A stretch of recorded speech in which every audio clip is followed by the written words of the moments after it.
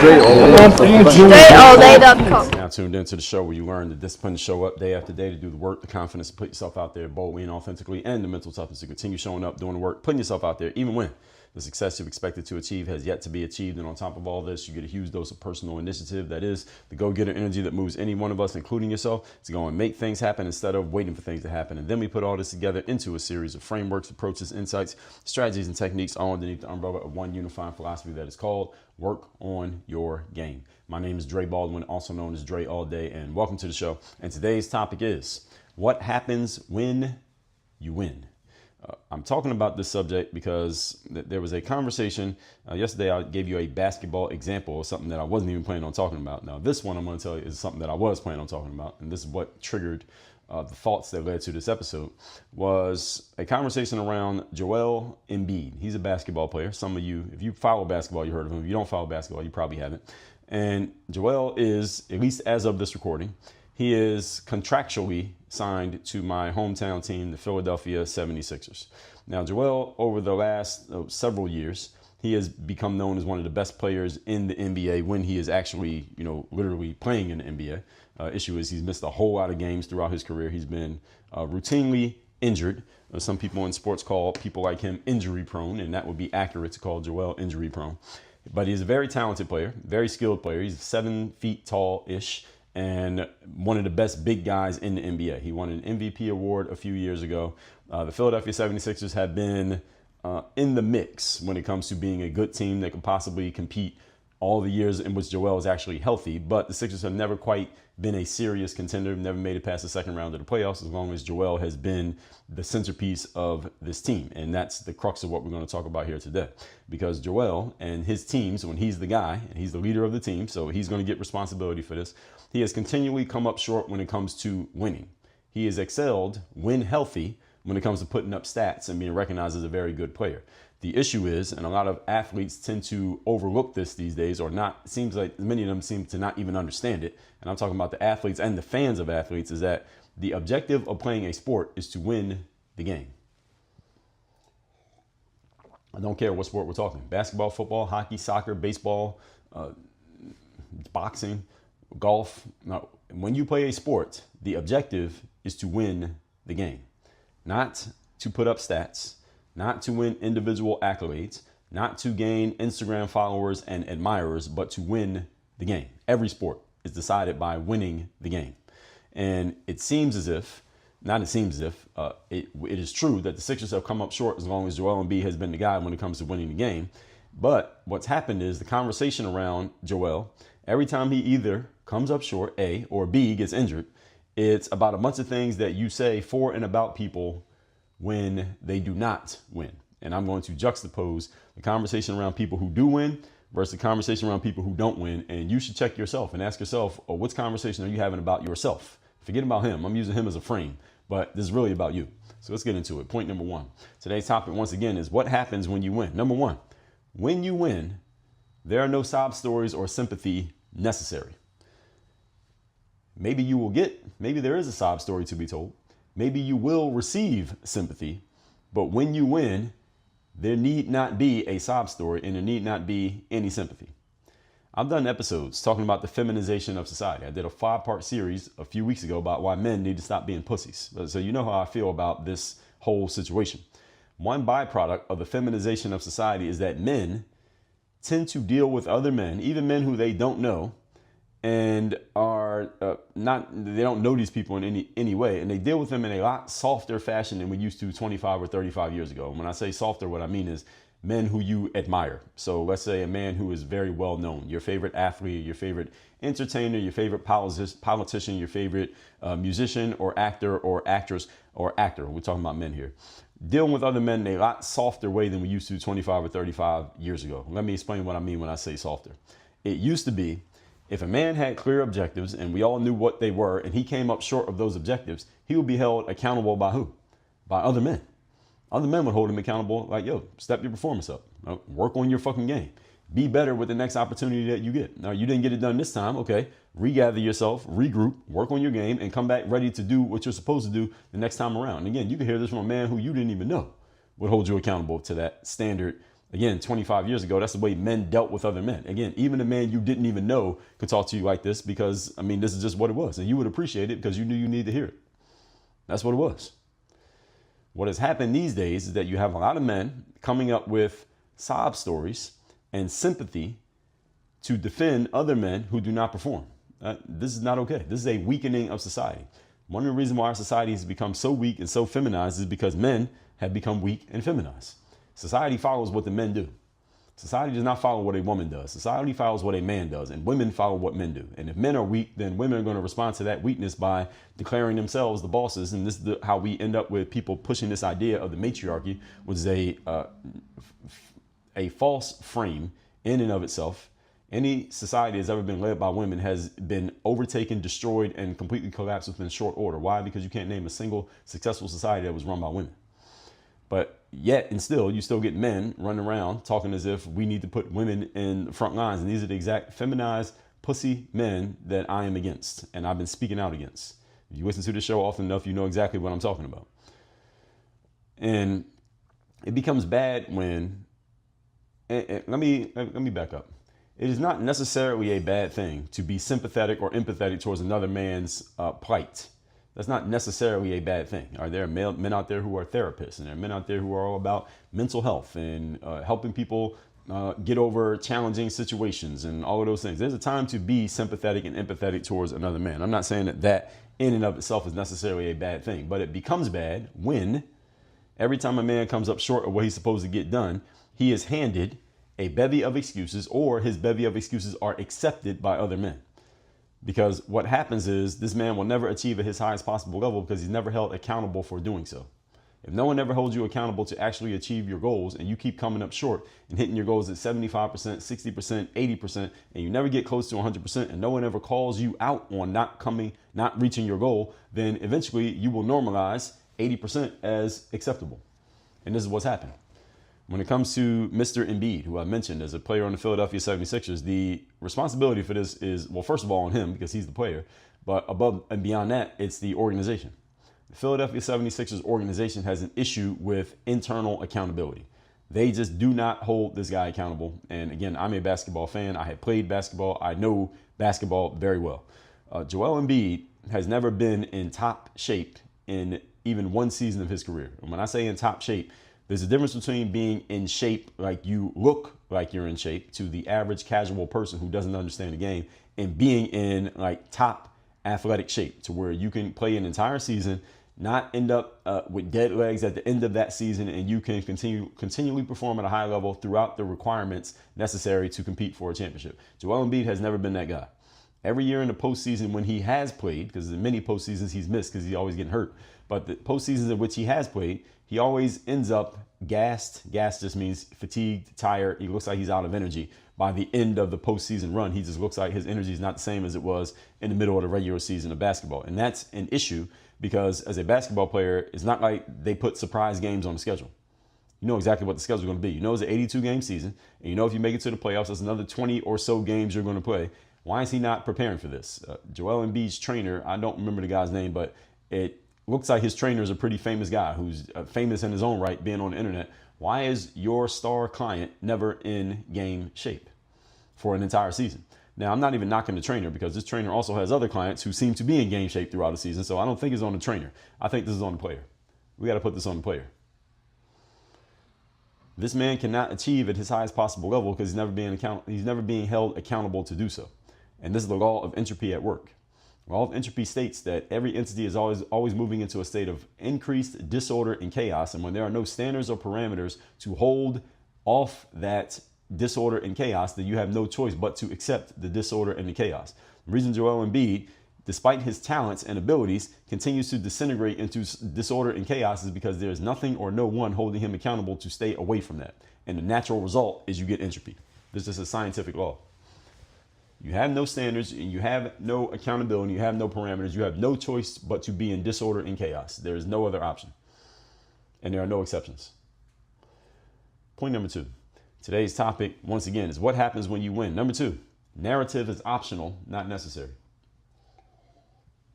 This is an important one because a lot of people tend to use this word narrative. This gets talked about a lot, especially in the sports world.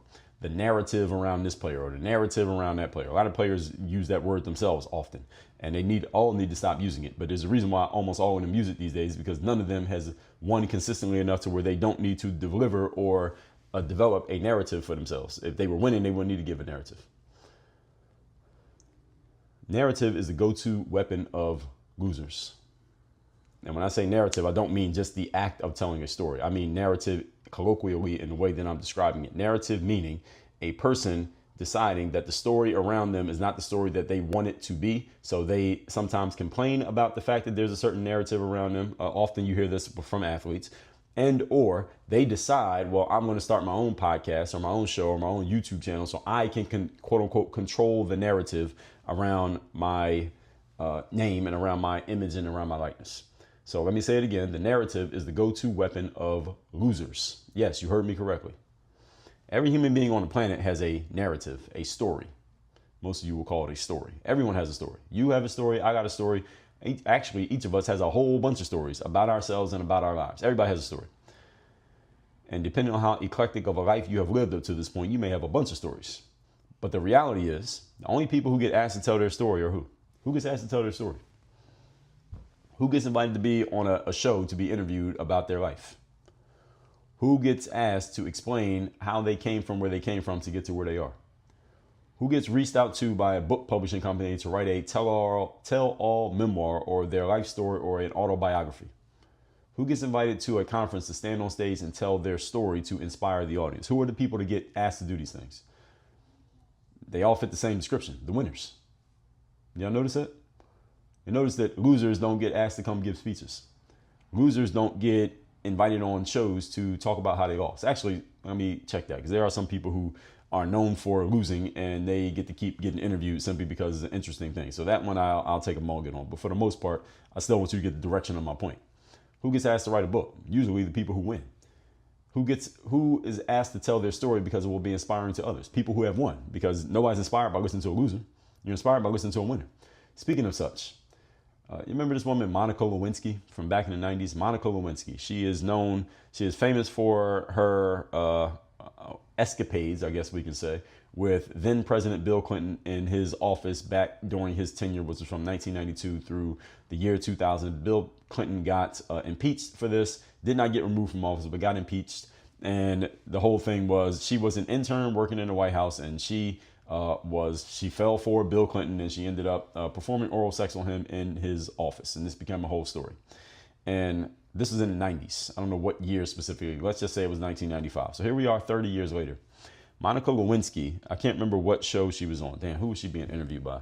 I can't remember who she was being interviewed by, but she was doing this interview, and in the clip that came out, she was saying, well, you know what I'm going to do now? I'm going to, reclaim my narrative and redefine what I'm about and make sure that people know that I'm about something. She didn't say this in so many words, that I'm about something other than the Bill Clinton situation. Well, here's the problem, Monica.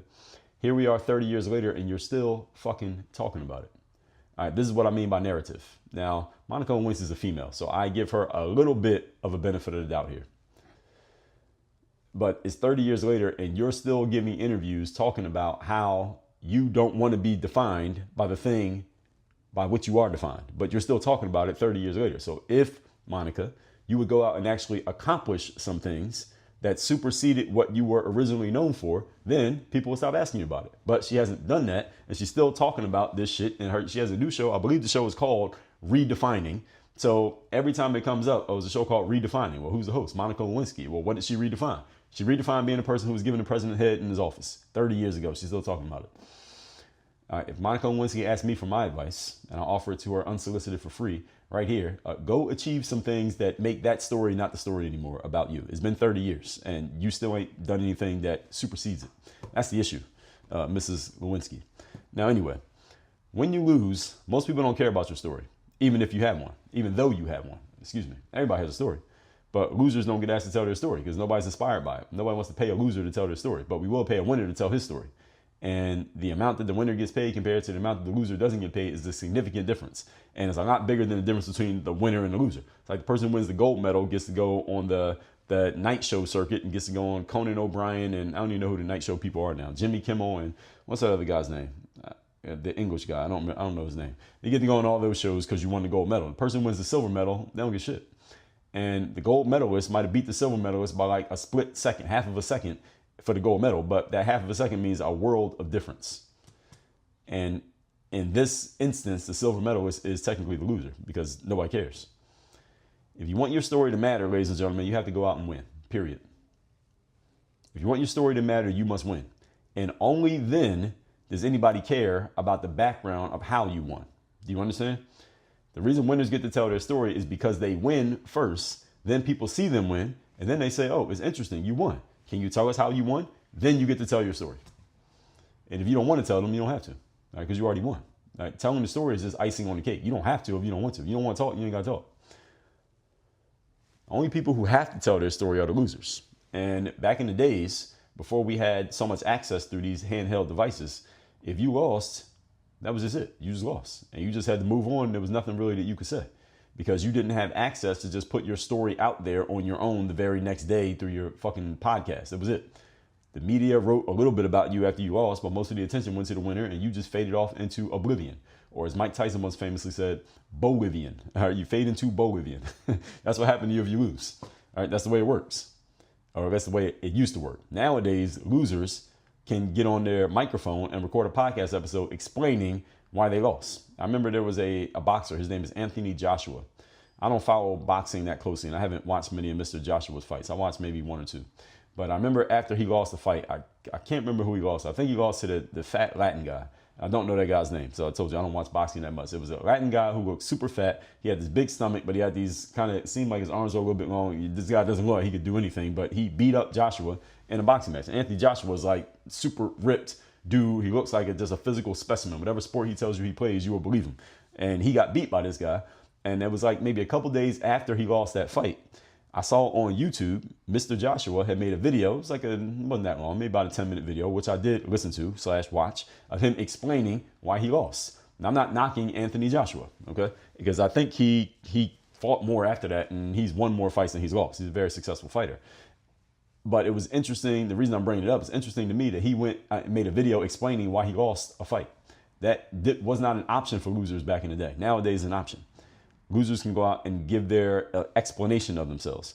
There's a basketball player, speaking of the Philadelphia 76ers, there's a guy named Paul George, teammate of Joel Embiid, and I don't think that's a coincidence. Paul George has been known to have his own podcast for several years. He has a podcast called Podcast P. And on this podcast, I don't know what he talks about. I've never listened to his show. Generally, just as a general rule, I don't find many athletes to be very insightful if they're talking about anything other than actual basketball. And a lot of them try to talk about things other than basketball. And I can say this as a person who's been a professional athlete. Most athletes are not very intelligent, nor are they very insightful, nor are they very articulate. So they're not really worth listening to, the majority of them. And Paul George falls into this category. No disrespect to Paul George. I'm talking about all athletes, especially basketball and football players. So let's just constrict it to them.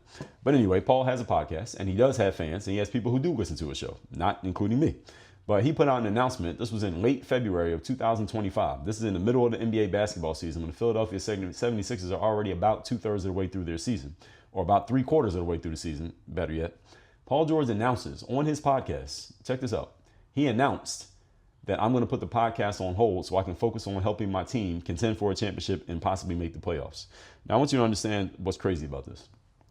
When Paul George made this announcement, the Philadelphia 76ers record on the season, mind you, NBA season is 82 games. At this point, when he said this, the Sixers record was 20-37. They had played 57 games and they had lost 37 of those games. The Sixers were in 12th place of the 15 teams in the Eastern Conference. The top 8 teams make the playoffs and 2 teams get a chance to play their way into the playoffs. So basically the top 10 have a chance. Sixers are not even in the top 10. Paul George is in the first year of what I believe was a 4-year contract that's worth over $200 million. He's having one of the worst seasons of his career this year, yet he never stopped podcasting. And then 57 games into the season, he decided, I'm going to put my podcast on hold and focus on actually doing my fucking job and helping the team win, when he's been failing at doing that all year. So 3/4 of the way into the season, he decides to actually focus on his job. He's been doing terribly all year. And again, when I say a lack of accountability, I'm talking about the Sixers organization. They just attract these people who just don't want to be held accountable. Joel Embiid, Paul George, Ben Simmons, James Harden. There's a bunch of people who don't want to be held accountable. don't perform because they're not being held accountable, and then they find their way out of there. This is what happens. This is not a coincidence, ladies and gentlemen. This is a cultural thing happening within the organization of the Philadelphia 76ers. And what happens is people go and offer them excuses for their situation. All right. Again, narrative is for losers. You don't need a narrative if you're winning. And I'll give you some examples of people who didn't need narrative because they won. And again, or people give narrative because they choose to. Again, when you lose, most people don't care about your story. Now, if you have fans, there are people who will lend a sympathetic ear, but there are a lot more of those people these days than there have ever been. If you want your story to go win, then people will be asking you to tell your story, and then you can pick and choose who you want to tell your story to, or if you want to tell it at all. The reason many people don't want to hear the story of a loser because there's no happy ending. And the reason that I believe, my theory, that more people are willing to listen to the stories of losers these days is because more people are realizing that they themselves are losers, so they want someone they can connect to, someone they can relate to. So they want to hear the loser tell their story so they can pick up some tips on how they can explain themselves when they lose. I'm kind of being tongue-in-cheek with that, but again, not really. Look at somebody like Michael Jordan. Michael Jordan won more than anybody in his era for basketball and more than anybody in this era for basketball. He ain't played in 25 years. It's been nearly 30 years since Michael Jordan started playing. He told his story one time in a 10-part docuseries, like 5 years ago. He told his story one time. And other than that, he ain't said shit. Michael Jordan ain't on social media. He doesn't do any interviews. He doesn't do any media. He doesn't do any press. And he won more than everybody. And he doesn't say anything. Compare that to some of the players playing today who haven't won anything in basketball, like Paul George. Yet, they told 100 times more stories in the last 5 to 7 years than Michael Jordan told in 30 years. Tell me how that makes sense. These are people who haven't won anything. What story are you telling? Why are you telling us your story? You haven't won anything. And the only reason we know you is because you play a sport. So how about you focus on doing as best you can in the sport, then tell your story, if anybody wants to hear it. How about that? Let me tell you the reason why so many athletes these days, and I'm using athletes as an example here, so some people may say I'm picking on athletes, so you call it whatever the fuck you want to call it, but don't tell me that I'm wrong. Wrong in terms of accuracy of what I'm talking about and how I'm describing it. And anyway, I played a sport. So if you didn't play a sport, shut the fuck up. All right, I can talk about this because I know what I'm talking about. So many athletes are telling you their story, and they're putting their story out there because they ain't got nothing else to tell you. What else are they going to tell you about? An athlete has to tell you their story because what else are they going to tell you? They can't tell you that they won. They can't show you their trophies from winning because they ain't got any. See, Michael Jordan doesn't have to tell you a story because everybody else is telling his story, because when you're that good, you ain't got to say anything. Everybody else is talking for you. That's what happens when you win. And I'm going to get to that in a moment. This is what I mean when I say narrative is a necessity when you lose. Narrative is the go-to move of the loser because they have no other options. The winner has narrative as a choice, not a requirement. That's what you got to understand the difference. A winner can just say, I won. And I won is a complete sentence when you win, because you have to be telling the truth. Point number 3. Today's topic, once again, is what happens when you win. Number 3, you don't have to explain yourself because your results do all your talking for you. Simple as that. When you win, you don't have to explain yourself. It's over. That's the whole conversation. I won. You ever hear somebody like Tom Brady or Kobe Bryant before he passed away, Michael Jordan, if he were to do some press or get interviewed, most of the questions that get asked of them when they get interviewed, and Tom Brady's a person who does a good amount of press, most of the questions that get asked of them are not really about a specific game that they played in or a certain situation or other players who they played against. Most of the time, those aren't the things that are asked of them. Most of the conversations are higher level things where they're being asked around. I remember Kobe Bryant got interviewed by Patrick Bet-David at some event. I think it was some event Patrick was having for people in his, whatever company he has. And he had Kobe as one of the special guests. And the conversation between him and Kobe was not about, well, Kobe, what happened in this particular game when you missed this many shots and then you did this? It wasn't on these tactical level things. See, that's the kind of conversations you have with the losers because they use their platform as a way to explain their losing. But when you talk to someone who's actually done a lot of winning, like Kobe, the conversation was around greatness, consistency, commitment, mindset, all the things that led to them being great and winning the way that they did. It's a higher level conversation. Juxtapose that with, again, what you hear from players who played in those same era but didn't win. Those players, the less successful guys, usually they're having conversations about what? Usually they're talking about other people. Let's just listen to it. Listen to the losers talk. They're usually having conversations about someone other than themselves. players who they played against, situations they were in on the court, and getting a chance to explain themselves and quote unquote fix the narrative around them. Again, winners don't have to fix the narrative because the narrative is I won. That's the whole narrative. Losers have to worry about the narrative because they're trying to come up with a way of explaining away the fact that they didn't win. You don't want this job.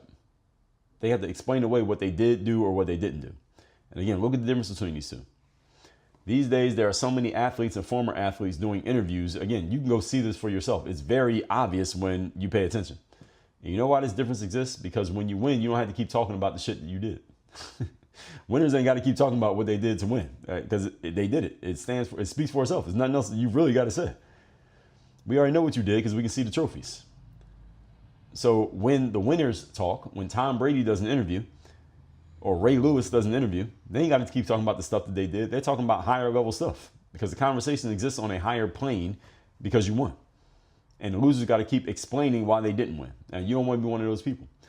Every time I see someone from the 90s era NBA being interviewed, inevitably a question comes up about Michael Jordan. Every single interview I've seen of a 90s era basketball player, there is a segment in that interview where Michael Jordan is the subject. Now, again, how many interviews has Michael Jordan done talking about any of these guys? And I'm not saying it to diss these guys because there are more of them than there is one Michael Jordan. The reason why each one of them has to talk about Mike and he never mentions any of them is because he did all the winning and they didn't. So they got to talk about him. He doesn't have to talk about them. And he still gets talked about more than all of them, even though he's not even doing any media. I want y'all to really, really think about what that means. On that being said, let's recap today's class, which is what happens when you win. And again, this was framed around Mr. Embiid, star player, according to some, from the Philadelphia 76ers, my hometown team, who is not going to do anything significant as long as he's the best player on the team, unfortunately. Again, Joel's a very good player, but we ain't winning the title with him as our number one guy. So as long as he's there and under contract, we're going to have an issue. Point number one, no sob stories or sympathy necessary when you win. Now, again, there may be a sob story around your story. There may be some sympathy that could go to you, but you don't need it because you won. Number two, narrative is optional, not necessary. Narrative is the go-to move of losers. Narrative is an option for winners. Winners don't have to give a narrative because the whole narrative is I won. Complete sentence. Number three, you don't have to explain yourself because your results do all the talking for you. When winners go and do press and get interviewed, they're talking about higher level things than what they actually did in a particular game or a season or a situation. Only the losers got to talk about those things, those low level things. Winners talk about higher level stuff because they've already elevated themselves above the competition to the point that they don't ever have to mention those guys. Whereas all the competition that they beat, every time they get interviewed, they got to talk about the winner. All right, you want to be the one getting talked about, not the one talking about others. And the way you do that is by winning. All that said, everybody, workonyourgameuniversity.com. You want to start winning and winning in a big way to where you don't have to explain yourself or talk about anybody else and they got to talk about you. Go to workonyourgameuniversity.com. Have me as your direct coach and let's get to work. Work on your game. Dre, all